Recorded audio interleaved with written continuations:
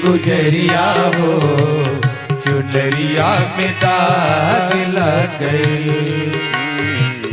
बैठल रोवे ली गुजरिया हो, चुनरिया में दाग लग गई। बैठल रोवे ली गुजरिया हो, चुनरिया में दाग लग गए। कैसे जाई पिया के नगरिया हो, कैसे जाई पिया के नगरिया हो, चुनरिया में दाग लग गए। बैठल रोवे आइए गुजरिया हो, चुनरिया में दाग लग गए।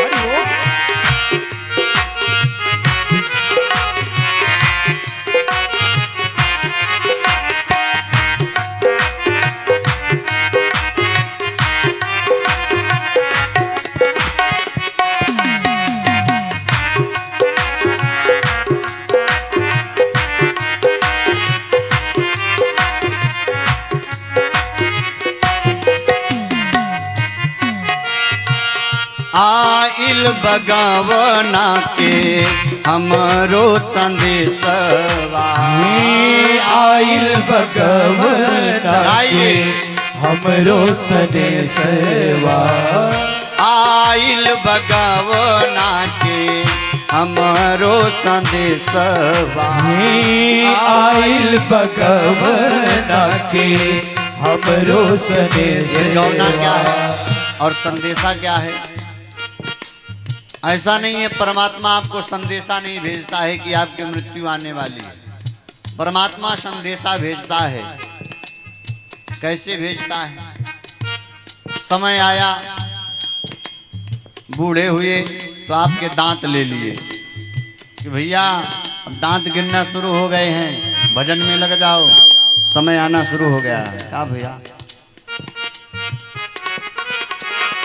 दांत गिरना प्रारंभ हो गया, समय आ गया है, भजन में लग जाओ। लेकिन हम आप क्या हुए, उस संदेश को नहीं माने।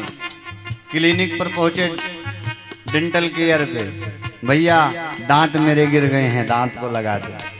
आ करके चने को दबा के चबा के खाना शुरू कर दिए।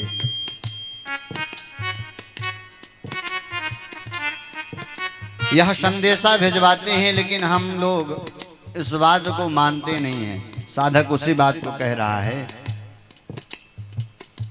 कि मैंने संदेशा भिजवाया लेकिन आपने माना नहीं, भगवान कहते हैं, और साधक इस बात को बता रहा है।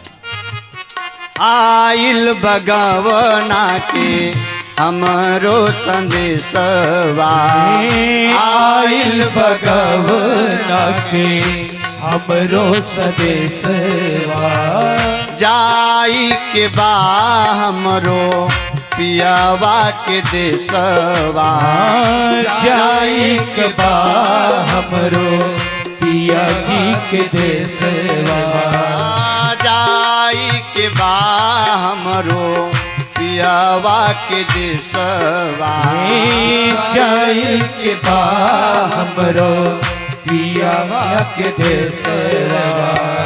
कांची बाणिया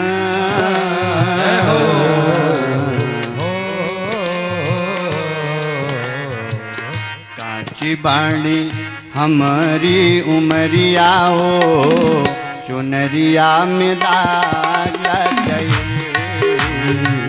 कांची बाणी हमारो उमरिया हो, चुनरिया में दाग लग गई। बैठल रोवेली गुजरिया हो, चुनरिया में दाग लग गई। बैठल रोवेली गुजरिया हो, चुनरिया में दाग लग गई।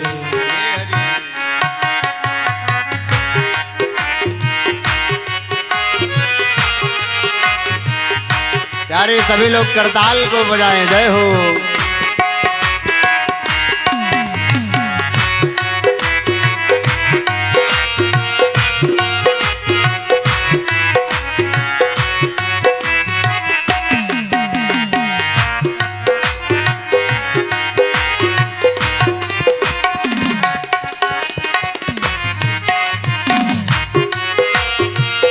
नैहर में 4 गो यार बनवली। नैहर में 4 गो यार बनवली। अच्छा, नैहर क्या है? ये संसार रूपी जिसको हम आप समझते हैं वही हमारा आपका मायका है। जैसे चल रहा है भैया, चलने तो बहुत डिस्टर्ब न करो भैया। जो हमारा आपका ये संसार रूपी मोह है, यही हमारा आपका मायका है, नैहर है। और 4 मित्र किसको बनाए? काम, क्रोध, मोह, मत्सर। इनको हम आप अपना मित्र बना लिए हैं, यार बना लिए हैं, और इन्हीं की सेवन में दिन रात लगे हुए। वही साधक कह रहा है कि 4 को आप मित्र बनाए हो, बाद में खूब पछता रहे हो। नैहर में 4 गो यार बनवली। नैहर में 4 गो यार बनवली। दिन रात ओ नहीं से नयना लड़वली। दिन रात वो नहीं से नैना लड़वली। दिन रात ओ नहीं से नयना लड़वली। दिन रात वो नहीं से नैना लड़वली। उनके उनके सुतवली हमसे जरिया हो, चुनरिया में दाग लग गई। उनके सुतवली से जरिया हो, चुनरिया में दाग लग गई। कैसे जाई पिया के नगरिया हो, कैसे जाई पिया के नगरिया हो, चुनरिया में दाग लग गई। खल रोवे ली गुजरिया हो, चुनरिया में दाग लग गई। पल रोवे ली गुजरिया हो, चुनरिया में दाग लग गई। हरि शरणा जय हो।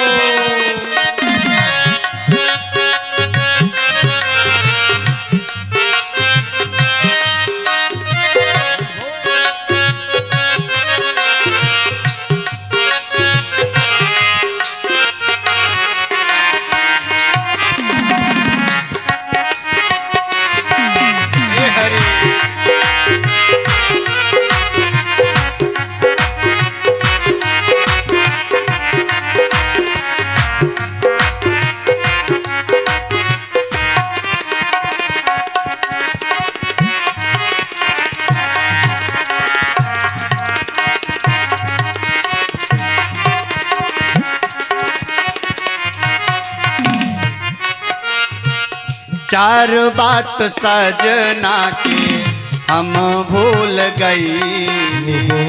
चार बात सजना के हम भूल गई। चार बात सजना के हम भूल गई। चार बात सजना के हम भूल गई। पछतात बानी हम ई का कई। पछतात बानी हम ई का कई। पछतात बानी हम ई का कई। ओ पछतात बानी हम ई का कई। डोली आई डोली आई हमारी दुवरिया हो, चुनरिया में दाग लग गई। डोली आई हमारी दुवरिया हो, चुनरिया में दाग लग गई। बैठल रोवे ली गुजरिया हो, चुनरिया में दाग लग गई। बैठल रोवेली गुजरिया हो, चुनरिया में दाग लग गई। हरी शरणा बोले वृंदावन बिहारी लाल की जय हो।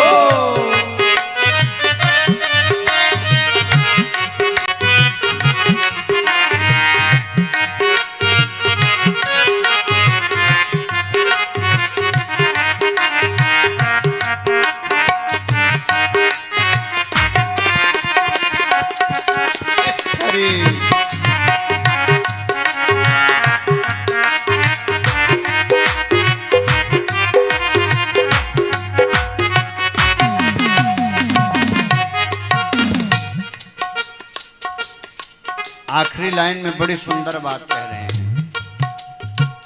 चुनरी के दाग दीप कैसे छुड़ाइब, चुनरी के दाग दीप कैसे छुड़ाइब।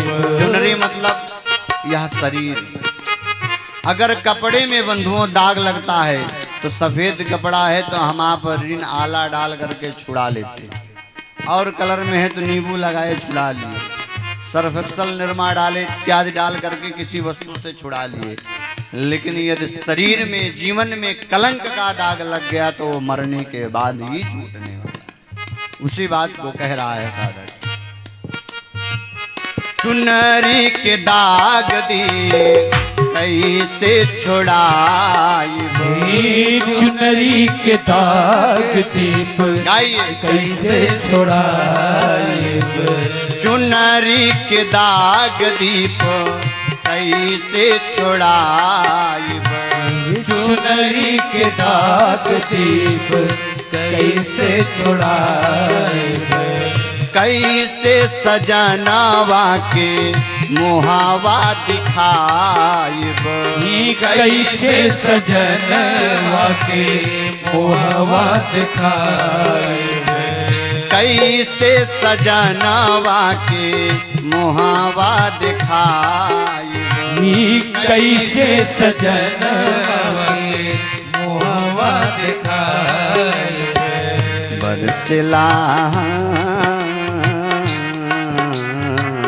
बरसिला अखिया से बदरिया हो, चुनरिया में दाग लग गए। बैठल रोवेली गुजरिया हो, चुनरिया में दाग लग गई। कैसे जाई पिया के नगरिया हो, कैसे जाई पिया के नगरिया हो। कैसे जाई पिया के नगरिया हो, कैसे जाई पिया के नगरिया हो। चुनरिया में दाग लग गए। बैठल रोवेली गुजरिया हो, चुनरिया में दाग लग गई। बैठल रोवेली गुजरिया हो, चुनरिया में दाग लग गई। चुनरिया में दाग लग गई, चुनरिया में दाग लग गए। बोले वृंदावन बिहारी लाल की जय हो।